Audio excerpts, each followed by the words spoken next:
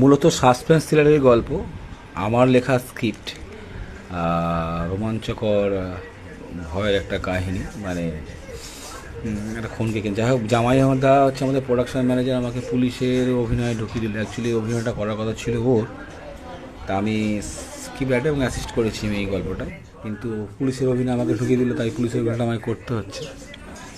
গল্পটা খুব জমজমাট, রোমাঞ্চকর, রহস্যময়, সবসময় টেনশন। এই ক্যামেরার সামনের ইয়েটা খুলেছো তো? গল্পের সব বিষয়বস্তু আমি বলতে পারবো না, যখন দেখবেন আপনারা। এটা বড় একটা ইউটিউব প্ল্যাটফর্মে বেরোচ্ছে। কাজটা খুবই যত্ন সহকারে খুব সুন্দর করে করা হয়েছে। 3টে দিন আমরা দিনরাত অক্লান্ত পরিশ্রম করে কাজটি করেছি। প্রতিটা আর্টিস্ট, ক্যামেরাম্যান, মেকআপম্যান, ডিরেক্টর, আমি এবং আমাদের ম্যানেজার জামাইদা, সবাই। কাজটা বেরোলে সকলেরই ভালো লাগবে এবং দেখতে খুব ভালো লাগবে। খুব সুন্দর গল্প, টেনশন, দেখতে প্রথম থেকে দেখলে আরে আসলে বলবে দেখতে যেতে, ইচ্ছে দাঁড়াই একটু, দাঁড়িয়ে যা।